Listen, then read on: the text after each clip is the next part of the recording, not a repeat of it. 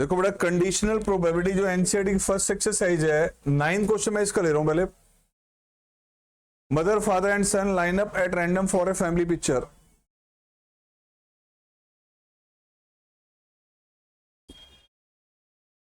Mother father and son line up at random for a family picture. E आपको event देखिए, सन on one and. भाई 3 person आपके पास है, mother father and सन। इन तीनों को आपने एक पिक्चर के लिए हमारे पास जो लाइन अप किया, तो इनके अगर हम टोटल अरेंजमेंट देखें कि कितने डिफरेंट मैनर से ये हमारे पास जो है वहां पे अरेंज हो सकते हैं।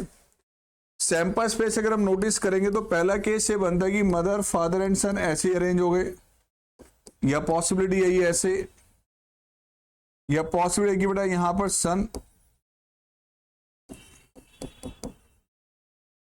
अदरवाइज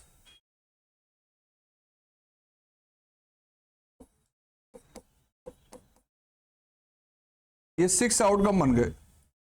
आपने 3 पर्सन को 3 प्लेसेस पे रहेंगे तो 6 आउटकम बन रहे हैं, राइट। अब इसमें इवेंट क्या कह रहा है, सन ऑन वन एंड। ई के बारे में कहा गया है एक कॉर्नर पे सन होगा, तो सन का कॉर्नर बेटा प्लेस हमारे पास हो सकता है कि लेफ्ट कॉर्नर हो सकता है कि वो राइट कॉर्नर हो। तो इसमें कितने केस में है, मान लो एक केस ये बन गया बेटा, एक केस ये बन गया, एक केस ये पॉसिबल है, एक केस ये पॉसिबल है। सन एक कॉर्नर पर होना चाहिए। और एफ इवेंट के बारे में कहा गया father in the middle, father in the middle,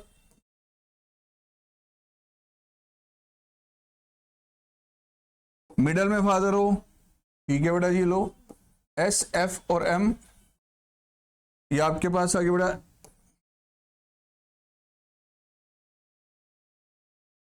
father middle में होना चाहिए, ध्यान रखना बेटा।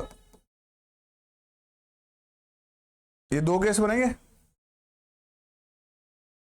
अब चांसेस कैलकुलेट करें, probability of E by F के।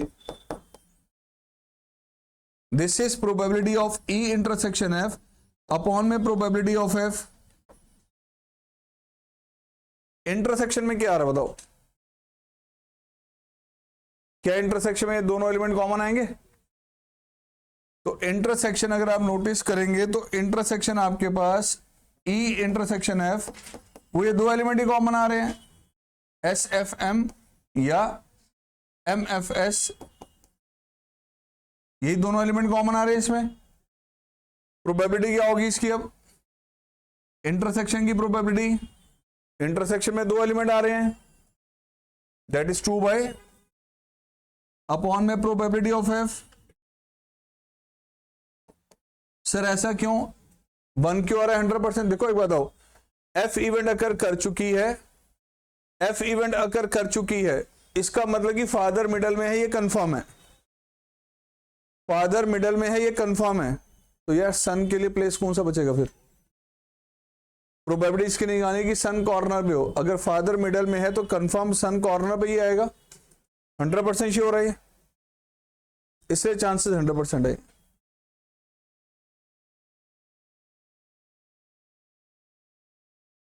Next case, question number 10।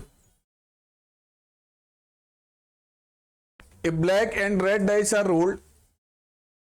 A black and red dice are rolled. Find the conditional probability of obtaining a sum greater than 9. Find the conditional probability of obtaining a sum greater than 9. Given that the black die resulted in a 5. Given that the black die resulted in a 5.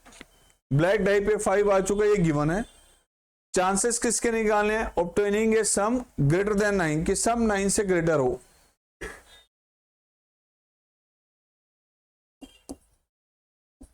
अच्छा अब ये बताओ, इसमें ना एक message दिया कि एक ब्लैक कलर की डाई है और रेड कलर की डाई है, एक ब्लैक कलर की डाई है और एक रेड कलर की डाई है। तो आपको एज्यूम करना पड़ेगा कि ब्लैक और रेड डाई हमारे पास फर्स्ट और सेकंड में से कौन सी पोजीशन पे है।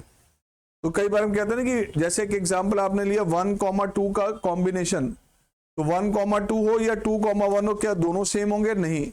एक डाई पे 1 है तो दूसरे पे 2 है और एक पे 2 है तो दूसरे पे 1 है, तो आपको चूज करना पड़ेगा कि ब्लैक डाई फर्स्ट पोजीशन पे ले रहे हैं या रेड डाई को फर्स्ट पोजीशन पे ले रहे हैं आप। तो यहां पर अगर हम टोटल आउटकम बनाते हैं, मान लो फर्स्ट पोजीशन पे जो भी आउटकम है वो ब्लैक डाई का लिया जा रहा है, सेकंड पोजीशन में रेड डाई का लिया जा रहा है। अगर हम कोई भी कॉम्बिनेशन बनाते हैं लाइक 3,5, एक एग्जांपल ये लिया, तो इसका मतलब क्या है कि ब्लैक डाई पर कौन सा नंबर आ रहा है और रेड डाई पे कौन सा नंबर आ रहा है, ये अज्यूम करके चलना है। अब इस क्वेश्चन में कहा गया find the conditional probability of obtaining a sum greater than 9, सम 9 से ग्रेटर हो। इवेंट ए मान लिया, सम ग्रेटर देन 9,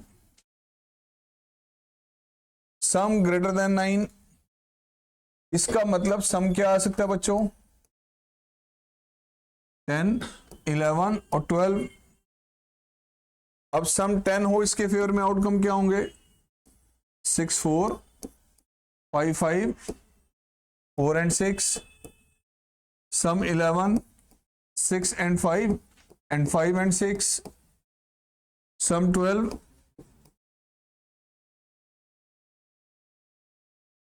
और बी इवेंट हमारे पास।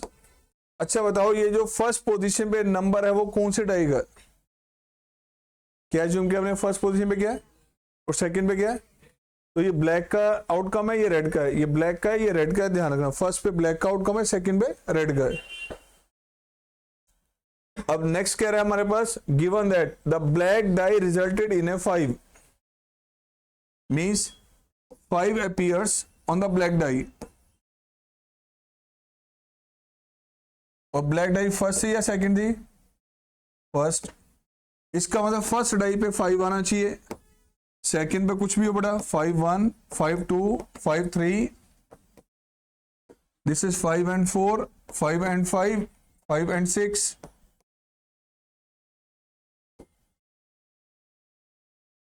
अब ये बताओ ए इंटरसेक्शन बी क्या आ रहा है बच्चों, कॉमन क्या है, 5 and 5 and 5 and 6,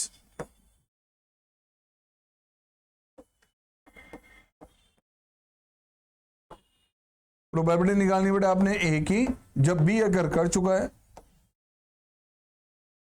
इसके चांसेस निकालने। क्वेश्चन देखो क्या कह रहा है, find the conditional probability of obtaining a sum greater than 9, probability किसकी निकालने की, सम 9 से ग्रेटर हो, given that black die resulted in a 5, given that यानी कि taking this B event as sample space, अगर बी इवेंट को हम सैंपल स्पेस मान लें तो इसमें से चांसेस कैलकुलेट करने हैं कि सम 9 से ग्रेटर हो,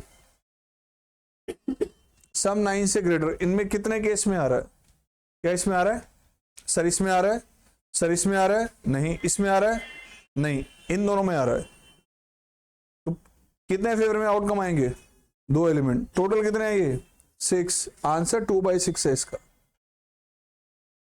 राइट। तो इसको हम लिखेंगे कैसे, probability of A intersection B upon में प्रोबेबिलिटी ऑफ बी, बेटा ये आ रहा है फेवर में एलिमेंट 2 थे आपके पास, 2/36 अपॉन में बी के एलिमेंट कितने थे हमारे पास, 6/36, तो आंसर 2/6, 1/3। अब ये पूरा फॉर्मूला लगाने की जरूरत नहीं, आप डायरेक्ट भी लिखना चाहें तो लिख सकते हैं, ये ध्यान रखना। जब ए बाय बी के चांसेस हम कैलकुलेट करते हैं, ए बाय बी के चांसेस आप कैलकुलेट करते हो तो ये मान के चलते कि बी इवेंट हमारी सैंपल स्पेस है, ये अज्यूम कर लेते हैं हम, उसमें से चांसेस ए के निकालते हैं, इसका मतलब ये है।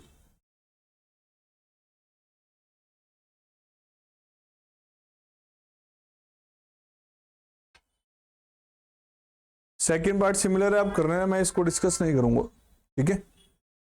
आ जाओ 11th क्वेश्चन पे, if a die is rolled consider the event E F and G, event बेटा ये है, एफ इवेंट ये है और जी इवेंट ये है, डाई को थ्रो किया गया, क्लियर मैसेज दिया गया, तो आउटकम टोटल कितने होंगे सैंपल स्पेस में, 6 आउटकम, उसमें से ई इवेंट में एलिमेंट आ रहे हैं 1, 3, 5 और एफ में आ रहे हैं 2 और 3, ई इवेंट में एलिमेंट आपके पास आ रहे हैं 1, 2, 3 एफ इवेंट में एलिमेंट आपके पास आ रहे हैं, सॉरी 135 है ये 135 है बच्चों, 1 3 और 5, 2 और 3, और उसी तरह से आपको जी इवेंट दी गई बेटा 2, 3, 4, 5। एंड सैंपल स्पेस अगर हम देखेंगे तो उसमें क्योंकि डाई को थ्रो किया गया है तो डाई पे आउटकम आपके बच्चों ये बनते हैं, ठीक है। अब कह रहा है कि चांस निकालिए ई बाय एफ के और एफ बाय ई के पहले। First part probability of E by F, this is probability of E intersection F upon में प्रोबेबिलिटी ऑफ एफ। बताइए ई और एफ में कॉमन क्या है, ई और एफ में कितने एलिमेंट कॉमन आ रहे हैं, 1, तो इसकी प्रोबेबिलिटी क्या होगी, एफ की प्रोबेबिलिटी बेटा एफ में कितने एलिमेंट आ रहे हैं, दिस इज 1/2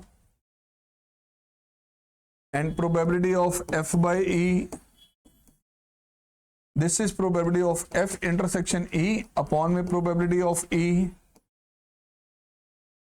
इंटरसेक्शन में दोनों में एफ और ई में एक ही एलिमेंट कॉमन था, उसके चांसेस हो गए बेटा 1/6 एंड ई की प्रोबेबिलिटी, ई में कितने एलिमेंट आ रहे हैं,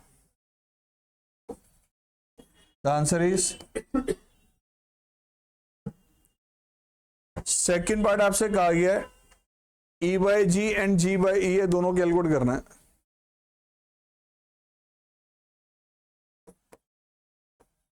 ई by G and G by E, तो बेटा this is probability of E intersection G upon में प्रोबेबिलिटी ऑफ जी।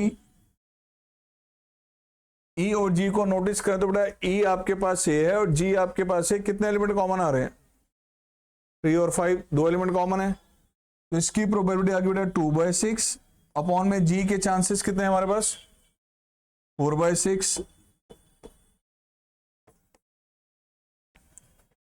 कुछ ऐसे बेटा ये probability of G intersection E upon में प्रोबेबिलिटी ऑफ ई 2/6, ई के चांसेस,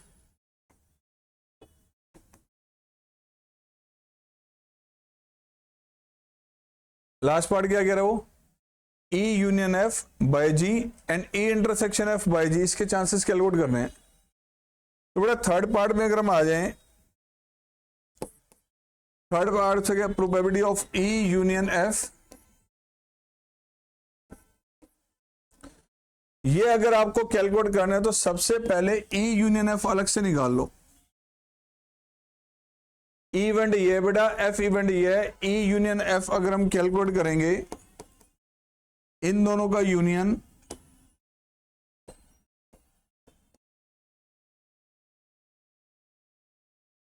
नाउ प्रोबेबिलिटी ऑफ, अच्छा ये बताओ इन दोनों में कॉमन क्या आ रहा है, ई यूनियन एफ आपके पास है, नेक्स्ट इवेंट है जी, दिस वन, इसमें और इसमें कॉमन क्या आ रहा है,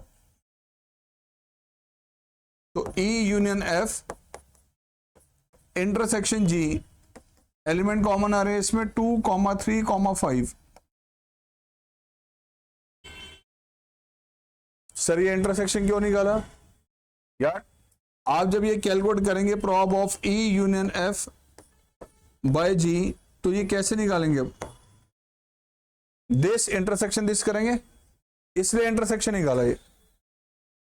तो probability of E union F intersection G upon में प्रोबेबिलिटी ऑफ जी,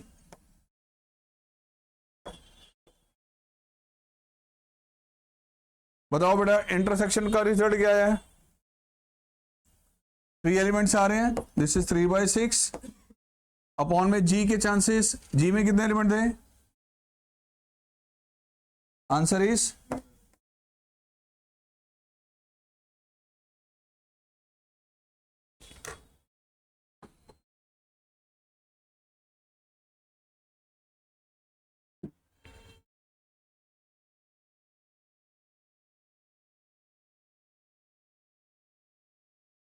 ऐसे नेक्स्ट पार्ट है इसका जो हमारे पास है वो देख लेना, ठीक है।